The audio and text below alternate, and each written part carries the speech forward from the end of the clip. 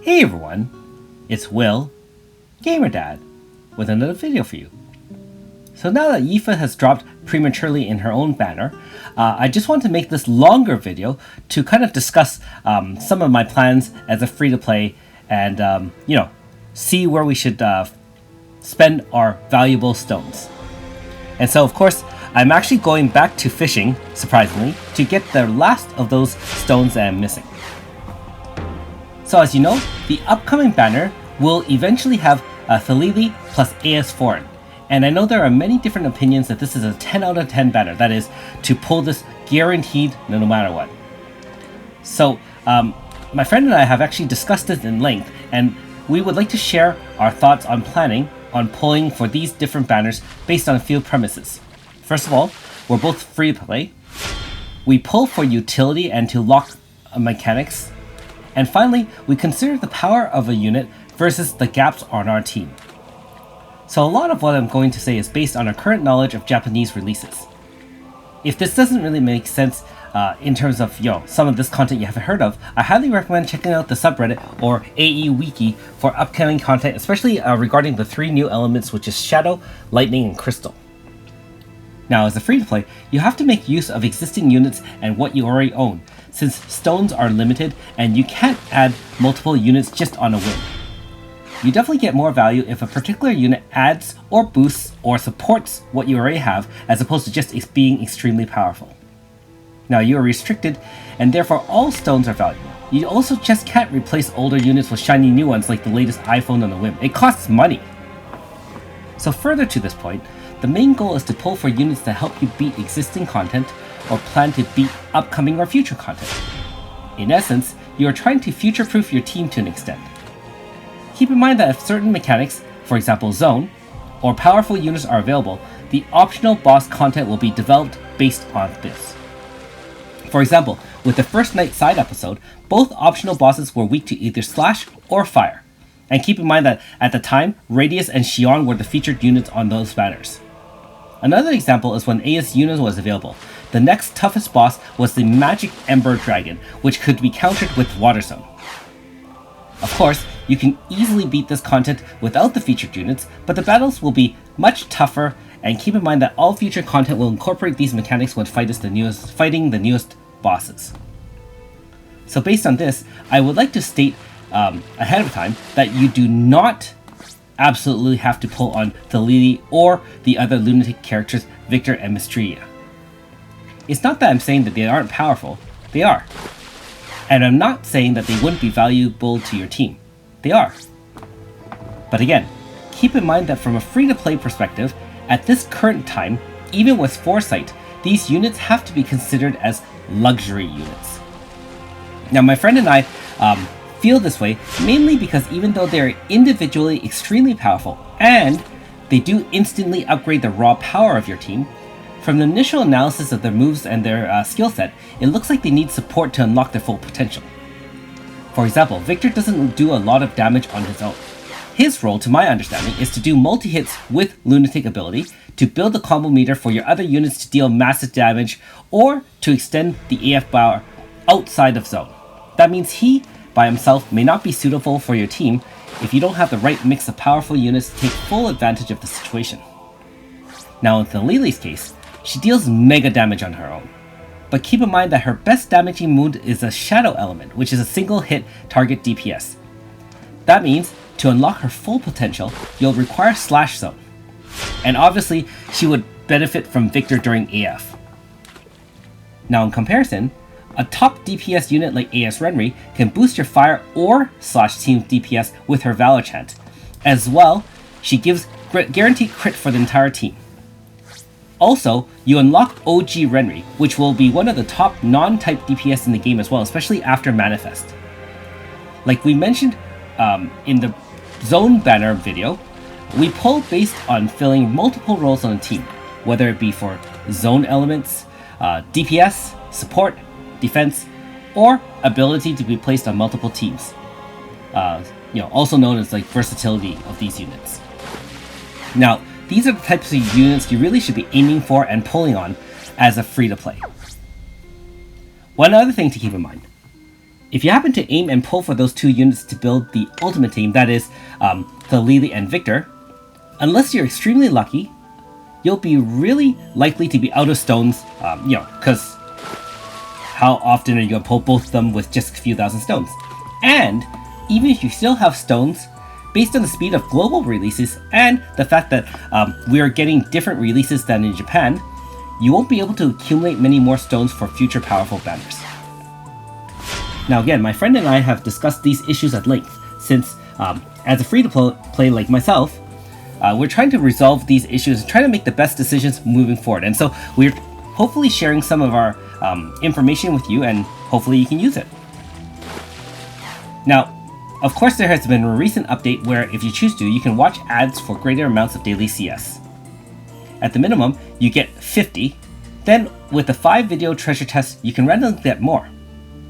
Now, for reference, I've gotten between 60 and 90 stones per day. So that now means that we can accumulate approximately, 2,000 stones each month, not including updates or side episodes. Now, using this information, we can now plan out our Chronostone income, outside of episodes, and how much we can or should spend on a particular banner. One other thing to note, to qualify for what my friend and I consider to be a good try on a particular banner, we generally try to budget 4,000 to 5,000 stones as a decent attempt to attain the featured unit. For reference, if there is only one featured 5-star, for example, Rosetta/Rosetta AS banner, it's roughly 4,000 stones for a 2/3 chance to get any form of her, including 4.5. Remember that even hitting a 4.5 should be considered a win for free-to-play. Now you may be asking, why is that a win? Because by hitting a 4.5, you unlock the ability to get all forms of Rosetta 5-star, including the AS, without spending any additional stones. You only have to farm for the required materials. Sure, it costs chance and treatises, but those only take time and RNG, not stones. Now, in the case of 2 feature 5-star, that is a split banner like Radius/Xion, if you only want one of the 2, it's roughly 5k stones for a 50% chance of that featured unit in any form. Now, of course, you can hit off banner, but we also assume that even with normal odds, you can get 1 5-star in about 3 10 pulls on average. That does not mean you'll get the one you want. Now, what my friend and I are doing, and feel free to follow our plan if you'd like, is to try to increase our odd at adding pieces to the team that unlocks mechanics. Now, we feel that this is really important and more important than raw power. Now, the most important question of all is, if you're wondering what we are planning to go for, I'd like to explain 2 different plans. Now, for myself, since I do have Radius and all elemental zones, I can farm and get AS Annabelle already, I plan to try about 1 to 2k on the Lily, and then save for AS Rosetta. And of course, now that Yifa is here, I'm going to spend money on Yifa, and if possible, to hold additional stones for future unknown content. Now, my friend also has elemental zones, all of them. However, he spent 14k on the Radius banner and missed on Radius and hit Xion's instead. So he will not be pulling on the Thalili banner.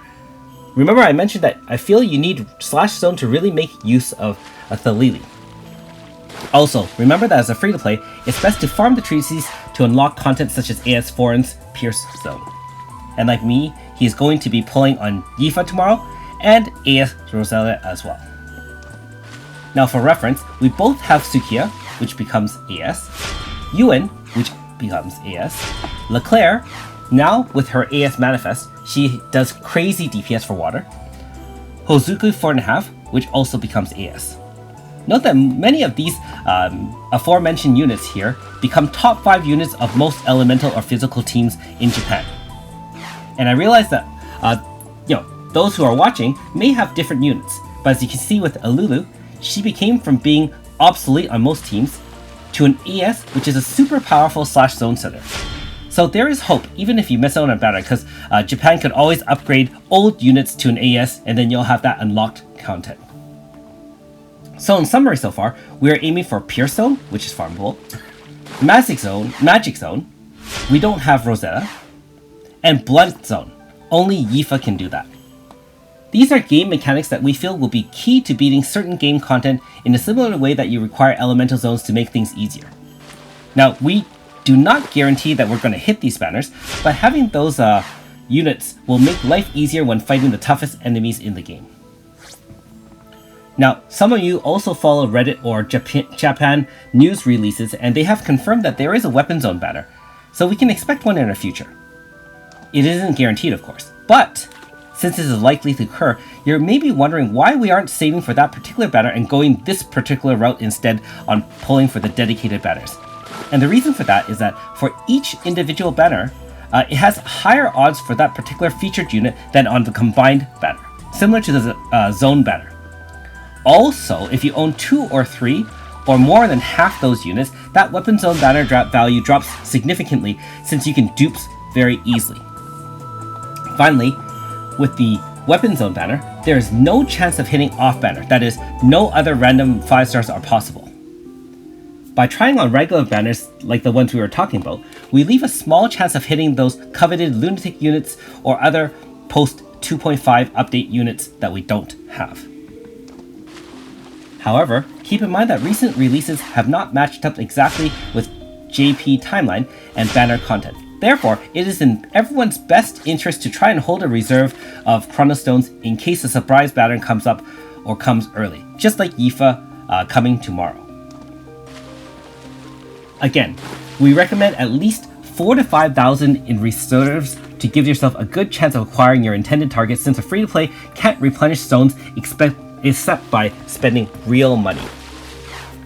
Now, my friend and I are also going this route, which is the AS Rosetta Yifa Weapon Zone route, because based on JP updates, even the older units may have an AS release. For example, UN AS or Sukiya. Or upgraded manifest, for example AS Leclerc, which boosts the use tremendously. They can really fill a slot on our team as a top 5 unit of that element or better. One thing to note, nothing can replace a zone setter except another newer zone setter. If you're wondering what I will do since I have no lunatic units based off this plan, keep in mind that if they only have 1 of 2 of each lunatic element so far, they are very likely to release more before even considering those new element zones. And if you're worried about power creep, you can imagine how powerful those newer lunatics units will be. Until the 3 new elements have their own zone, if it ever happens, the lunatic units will rely on weapon zone to do the most damage. And of the weapon zone, slash zone seems to be the predominant one, since most of the most powerful physical units use slash weapons. Now, since we have already seen in Global a recurrence of the upgraded anniversary banner and availability of top units previously released in the summer campaign banner, it's very possible that we'll have another chance to pull for those lunatic units as a featured banner in the future. No guarantees, of course. Again, this is just one opinion and plan, and based off our free-to-play perspective. Also, remember that this plan is tailored to my friends and my own existing roster, and how best to add to them to survive the future. So feel free to take any of our ideas that might work for you, since everyone and everyone's account is different. And we are basing these important decisions on pulling based on the most up-to-date JP releases. As more information comes out in the future, we may alter the course a bit, and I'll be able to definitely share with you any changes in a future video. Good luck on pulling, and may the odds be ever in your favor. Anyways, thanks for watching. We'll see you next time.